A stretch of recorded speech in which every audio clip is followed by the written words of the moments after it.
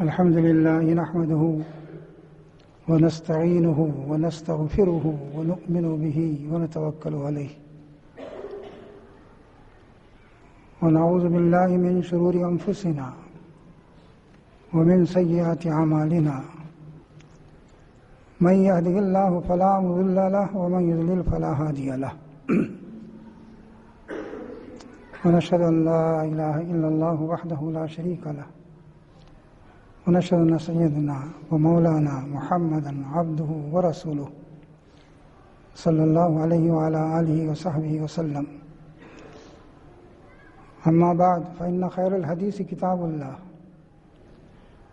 وخير الهدي هدي محمد صلى الله عليه وسلم وشر الأمور محدثاتها وكل محدثة بدعة وكل بدعة ضلالة وكل ضلالة في النار. أعوذ بالله من الشيطان الرجيم. وما أرسلناك إلا رحمة للعالمين.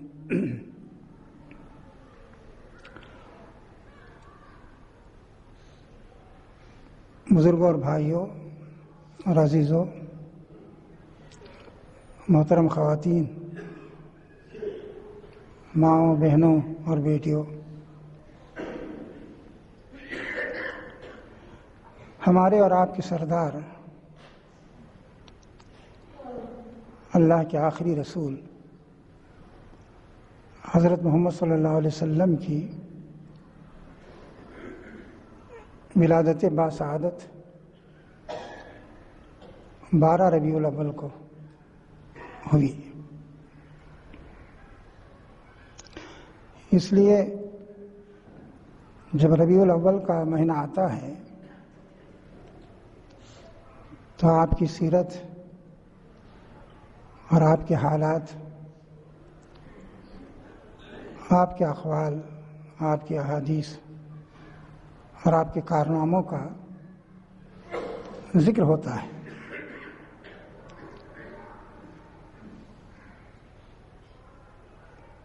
رسول اللہ صلی اللہ علیہ وسلم کے دنیا پر اتنے احسانات ہیں کہ آدمی ان کا شمار بھی نہیں کر سکتا. بے شمار احسانات ہیں. اتنے احسانات کے دنیا کے کسی انسان کے اتنے احسانات نہیں ہیں. آپ کا ایک احسان یہ ہے کہ انسان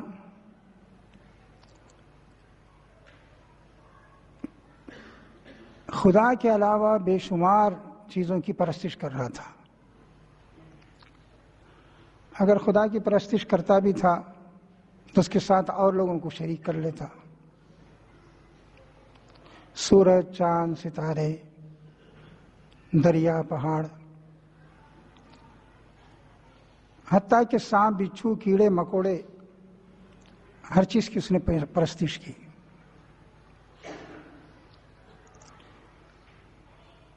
رسول اللہ صلی اللہ علیہ وسلم نے بتایا انسان کو کہ سورج اور چاند کی پرستش نہ کرو، اس لیے کہ یہ تمہارے خالق نہیں ہیں، بلکہ اس خدا کی پرستش کرو، اس کی عبادت کرو جس نے ان کو پیدا کیا ہے. پھر آپ نے بتایا کہ انسان کی عظمت کیا ہے. انسان اپنی عظمت کو فراموش کر چکا تھا، بلکہ صحیح بات یہ ہے کہ اسے اپنی عظمت کا احساس ہی نہیں تھا. عظمت یعنی ڈگنیٹی، انسان کی ڈگنیٹی کا اسے احساس نہیں تھا کہ وہ کتنی بڑی مخلوق ہے. نبی صلی اللہ علیہ وسلم کا احسان یہ ہے کہ آپ نے کہا کہ دنیا میں کوئی چیز سوائے خدا کے ایسی ہے ہی نہیں جو انسان سے بھی عظیم ہو. انسان جن چیزوں کو خدا سمجھتا ہے، جن کی پرستش کرتا ہے، وہ تو اس کی خدمت کے لیے پیدا کیے گئے ہیں۔ یہ سورج، یہ چاند، ستارے، یہ دریا، یہ پہاڑ، یہ زمین اور آسمان، ان میں سے کوئی بھی انسان کی عظمت کو پا ہی نہیں سکتا، یہ سب اس کی خدمت کے لیے پیدا کیے گئے ہیں۔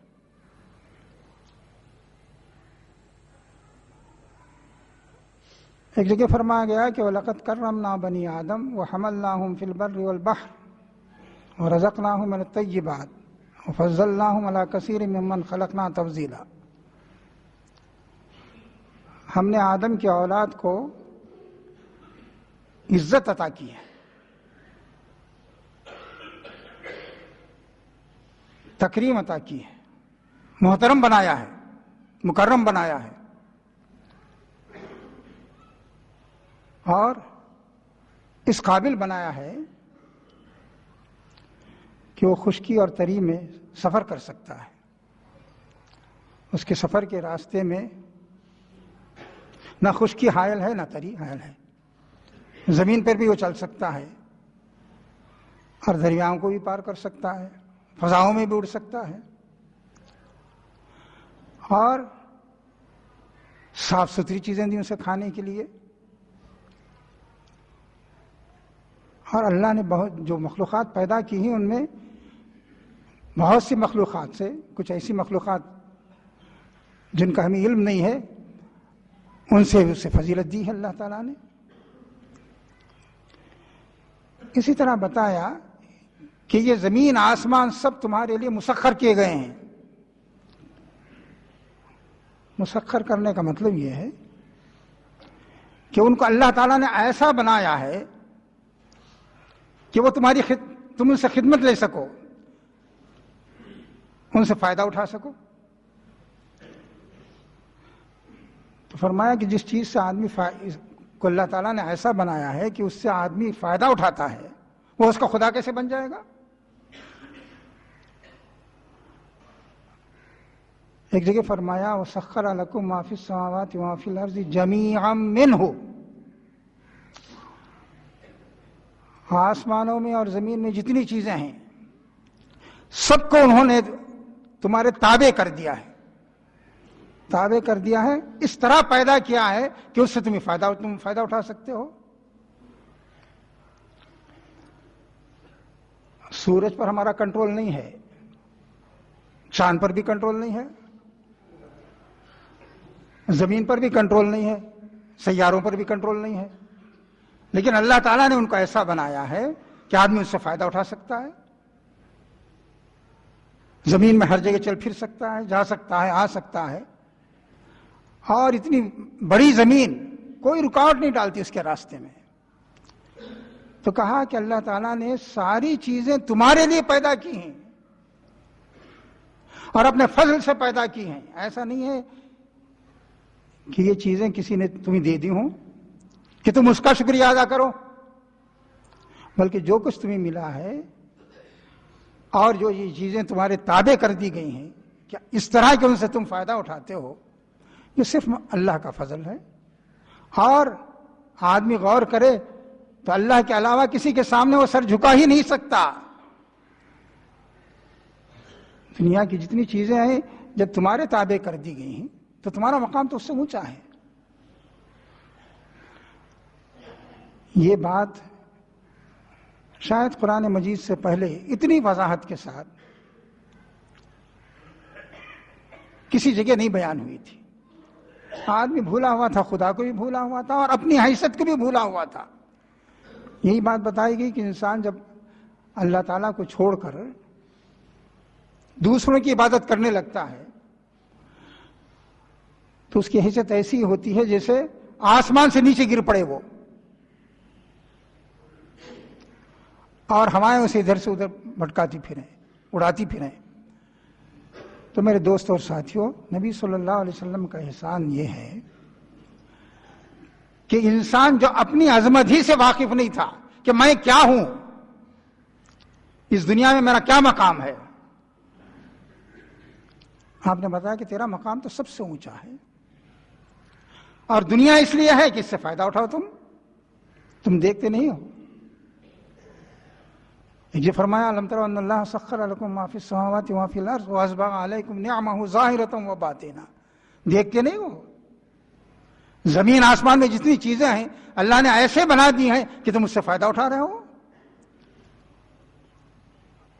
اور انسان جن نعمتوں کا، جن چیزوں کا محتاج ہے، وہ سب پوری کی پوری تمہیں دے دی.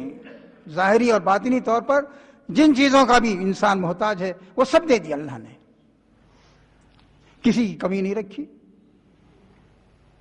تو کہا گیا کہ انسان اپنی عظمت کو محسوس کرے.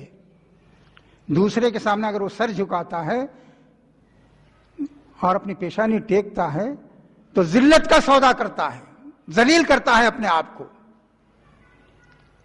اور جو آدمی اپنی حیثیت کو سمجھ لے وہ کبھی سوا خدا کے کسی دوسرے کے سامنے سر جھکا ہی نہیں سکتا. اور اسی طرح آپ نے یہ بتایا انسانوں کو کہ دیکھو سارے انسان ایک ہیں. دنیا مختلف قبیلوں میں بٹی ہوئی تھی، قوموں میں بٹی ہوئی ہے. آج بھی دنیا میں اونچی ذات اور نیچی ذات کا فرق ہے، آج بھی ہے. کالے گورے کا فرق ہے، غریب امیر کا فرق ہے. ان میں سے بعض فرق تو حقیقی ہیں، بعض مصنوعی ہیں. رسول اکرم صلی اللہ علیہ وسلم نے فرمایا کہ گورا ہو یا کالا، بڑا ہو یا چھوٹا، وہ یورپ میں رہتا ہو یا افریقہ میں رہتا ہو، کہیں کا بھی رہنے والا ہو، وہ بادشاہ وقت کیوں نہ ہو اور کوئی اس کا ماتحت ہی کیوں نہ ہو، سب برابر ہیں. اللہ کی نگاہ میں سب برابر ہیں. اس لیے کہ اگر کوئی شخص یورپ میں پیدا ہوتا ہے، امریکہ میں پیدا ہوتا ہے، اس کی چمڑی سفید ہے تو اس میں اس کا کوئی دخل نہیں ہے کہ اس نے کچھ حاصل کر لیا ہے. اور افریقہ کا کوئی آدمی اگر سیاہ فام ہے یا ہندوستان کا کوئی آدمی سانولے رنگ کا ہے تو اس میں اس کا کوئی دخل نہیں ہے. آدمی اس بات پر فخر کرے جو اس نے حاصل کیا ہو. گورا ہونا کیسے فخر کی بات ہے؟ اور اگر آدمی دولت اسی طرح دولت رکھتا ہے تو دولت میں بھی صحیح بات یہ ہے کہ اللہ تعالیٰ کا کرم ہی شامل ہوتا ہے، ورنہ آج دولت کا کیا اعتبار ہے؟ آج ہے کل نہیں ہے.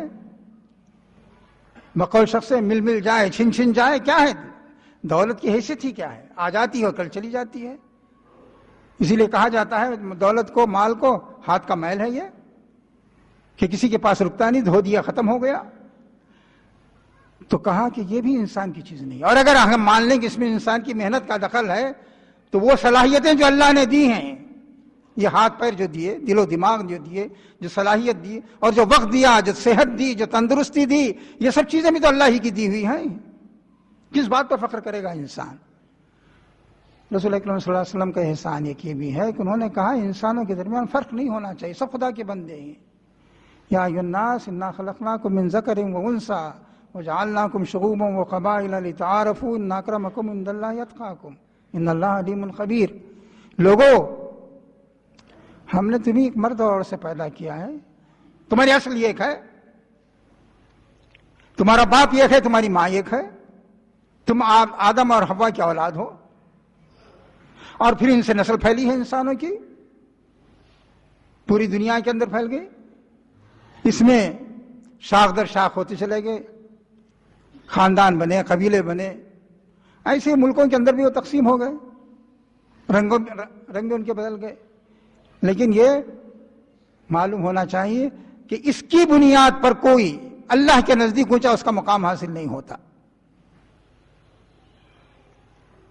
دنیا نے جو جھوٹے امتیازات ختم کیے ہیں اسے رسول اکرم صلی اللہ علیہ وسلم نے ختم کر دیا اور کہا امتیاز صرف ایک بنیاد پر ہوتا ہے.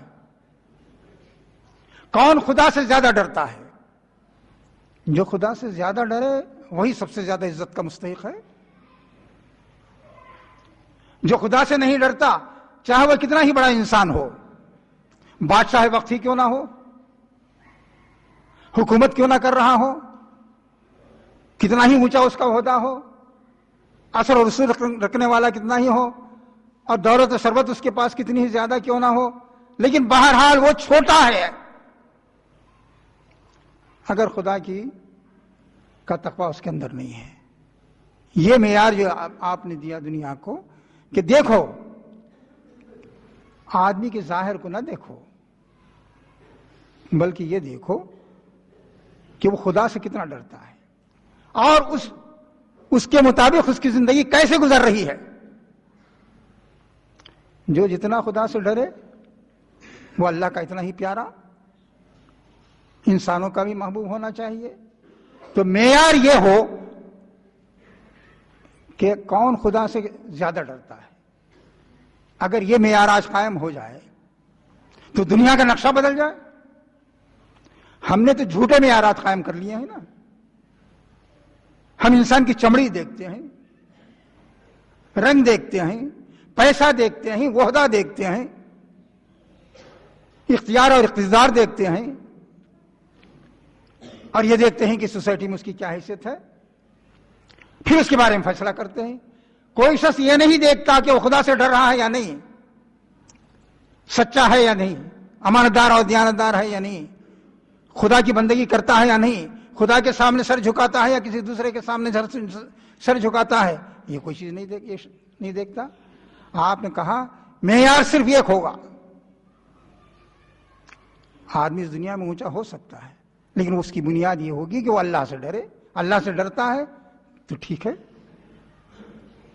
تو آپ نے یہ دنیا کو بتایا کہ انسانوں کے درمیان فرق نہیں کرنا چاہیے۔ حجۃ الوداع میں جو آپ نے خطبہ دیا، بہت تاریخی خطبہ ہے، بار بار اس کا ذکر آتا ہے۔ اس خطبے میں یہ بھی آپ نے فرمایا، لا فضل لعربی علی عجمی ولا لعجمی علی عربی ولا لأحمر علی اسود ولا لأسود علی احمر الا بالتقوی۔ آپ نے فرمایا یاد رکھو، کسی عربی کو عجمی پر کوئی فضیلت نہیں ہے۔ دیکھیے، سب سے پہلے عرب کا ذکر کیا جس میں آپ پیدا ہوئے تھے،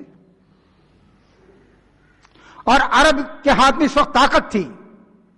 حجۃ الوداع میں اقتدار و حکومت عربوں کے ہاتھ میں تھی، اور رسول اکرم صلی اللہ علیہ وسلم خود موجود تھے، آپ عرب تھے۔ آپ نے فرمایا یاد رکھو، کسی عربی کو عجمی پر فضیلت نہیں ہے۔ ہے کسی کے اندر یہ حوصلہ کہنے کا؟ سارا عرب سرنگو ہے، جھکا ہوا ہے، اقتدار اس کا ہے، اور اعلان یہ کیا جا رہا ہے کسی عربی کو عجمی پر فضیلت نہیں ہے۔ اور پھر فرمایا آپ نے کہ کسی عجمی کو بھی عربی پر فضیلت نہیں ہے۔ پھر یہ بھی فرمایا آپ نے کہ یہ کوئی شخص یہ نہ سمجھے کہ میں عجم کا ہوں، عرب تو چھوٹا سا ملک ہے، ساری دنیا تو عجم ہے، یہ غرور بھی نہیں ہونا چاہیے۔ اور یہ بھی فرمایا آپ نے کسی گورے کو کالے پر، کسی کالے کو گورے پر بھی فضیلت نہیں ہے، اس لیے کہ اللہ کا دین پھیل رہا تھا، اس میں گورے بھی تھے، کالے بھی تھے۔ الا بالتقوی، ہاں اگر کسی کے اندر تقوی ہے، وہ خدا ترس ہے، اللہ سے ڈر کے چل رہا ہے، تو یقیناً اس کا مستحق ہو کہ اس کا مستحق ہے کہ اس کا احترام ہو، اس کی فضیلت، اسے فضیلت حاصل ہو، دنیا اسے برتر سمجھے، اور فی الواقع وہ برتر ہے، کوئی سمجھے یا نہ سمجھے۔ تو آپ نے دنیا کو یہ بتایا کہ انسانوں کے درمیان جو تفریق کی جاتی ہے، اور سوائے تقوی کے ہر تفریق جھوٹی ہے۔ پھر آپ نے یہ بھی کیا کہ سارے انسانوں کے لیے یہ قانون دیا، وہ عرب کا ہو یا عجم کا، مرد ہو یا عورت، چھوٹا ہو یا بڑا، کہا کہ سب خدا کے بندے ہیں اور خدا کا قانون سب پہ نافذ ہوگا۔ یہ قانون عربوں کے لیے بھی ہے. آپ نے کہا کہ اللہ کا قانون کسی ایک قوم کے لیے نہیں ہے اور نہ کسی ایک فرد کے لیے ہے، بلکہ کہا کہ یہ ساری دنیا کے لیے ہے. یہ امیروں کے لیے بھی ہے، غریبوں کے لیے بھی ہے. یہ امیروں سے کہتا ہے کہ غریبوں کا حق پہچانو، اور غریبوں سے کہتا ہے کہ صبر کرو اور جائز طریقے سے اپنی غربت دور کرنے کی کوشش کرو. کسی کے سامنے ہاتھ نہ پھیلاؤ. یہ مردوں کا بھی دین ہے اور عورتوں کا بھی دین ہے، سب کے لیے ہے. تو ایک ایسا قانون آپ نے دیا قیامت تک کے لیے کہ جس میں مرد عورت، چھوٹا بڑا، کالا گورا، اس کا کوئی فرق نہیں کیا گیا. اگر بعض حالات میں رعایت کی گئی تو وہ کسی فرد کی رعایت نہیں کی گئی ہے، بلکہ اس طبقے کی رعایت کی گئی جس کے لیے قانون دیا گیا ہے. اگر خواتین کو قرآن نے کہا مرد عورت سب برابر ہیں، سب کے لیے قانون ہے، بعض مواقع پر عورتوں کے ساتھ رعایت کی گئی ہے تو کسی عورت کے لیے نہیں، کسی خاص عورت کے لیے نہیں کہ یہ رعایت حضرت خدیجہ کے لیے ہو، حضرت عائشہ کے لیے ہو، حضرت فاطمہ کے لیے ہو، حضرت ام سلمہ کے لیے ہو. ایسا نہیں ہے، بلکہ یہ رعایت سب کے لیے ہے. اگر ان سے کہا جاتا ہے کہ بھی فلاں دن ناپاکی کی حالت میں نماز نہ پڑھو تو سب کے لیے ہے یہ. اگر ان سے کہا جاتا ہے کہ جہاد تم پر فرض نہیں ہے تو سب کے لیے ہے. تو یہ بات عام طور پر ہوتا یہ ہے کہ قانون ایک کے لیے ہوتا ہے، دوسرے کے لیے نہیں ہوتا. آپ نے کہا قانون سب کے لیے ہوگا، سب پر نافذ ہوگا. ایسا تصور دنیا میں کہنے کو تو سب لوگ کہتے ہیں کہ سب کے لیے قانون ہے، لیکن اس کی پابندی آپ نے کی بھی اور کرائی بھی. اس سلسلے میں ایک واقعہ بہت مشہور ہے، اس سے پہلے بھی آپ سن چکے ہوں گے کہ ایک عورت نے چوری کی. آپ جانتے ہیں کہ چوری کی سزا اسلام میں یہ ہے کہ ہاتھ کاٹ دیا جاتا ہے. شرائط ہیں اس کے، کن حالات میں اس نے چوری کی، حکومت نے اس کی غذا، اس کی معیشت کا اہتمام کیا نہیں کیا، یہ سب دیکھنے کے بعد فیصلہ ہوتا ہے. چوری کی اس نے، پکڑی گئی. لوگوں نے کہا کہ سر ایک اونچے خاندان کی، بنو مخزوم کی غالباً عورت ہے یہ، اگر اس کا ہاتھ کٹ گیا تو خاندان کی ناک کٹ جائے گی.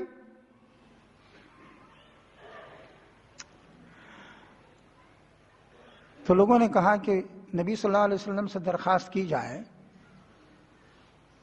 کہ اسے کوئی دوسری سزا دے دی جائے یا معاف کر دیا جائے.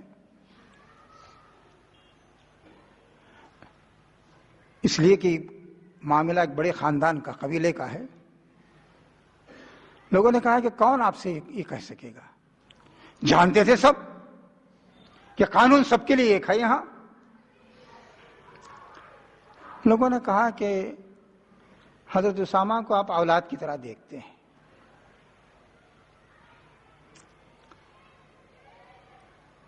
ان سے کہا جائے. ان سے لوگوں نے کہا کہ بھئی نبی صلی اللہ علیہ وسلم سے درخواست کیجیے کہ معاملہ قبیلے کا ہے، اس کا ہاتھ کٹے گا، اس کی ناک کٹ جائے گی. ہو سکتا ہے کہ بھئی کچھ دور بھی ہو جائیں، وہ اور باتیں بھی ان کے ذہن میں ہوں گی. آپ ذرا سفارش کر دیجئے کہ اسے معاف کر دیا جائے یا کوئی اور سزا دے دی جائے. یہ لولی رہے گی تو ظاہر ہے ساری زندگی بھر خاندان بدنام ہوتا رہے گا. تو انہوں نے سفارش کی تو نبی صلی اللہ علیہ وسلم ایک ایسے شخص پر جسے آپ اولاد کی طرح دیکھتے تھے برہم ہو گئے. آپ نے کہا اللہ کے قانون کے سلسلے میں سفارش کرنے آئے ہو تمہیں نہیں معلوم کہ اللہ نے ایک حد مقرر کر دی ہے اس کی. اس کے بارے میں سفارش کر رہے ہو.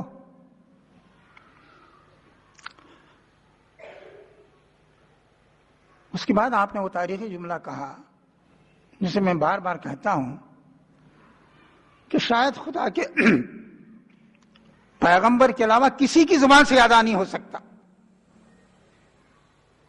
آپ نے فرمایا لو ان فاطمہ بنت محمد سرقت لقطعت یدہا.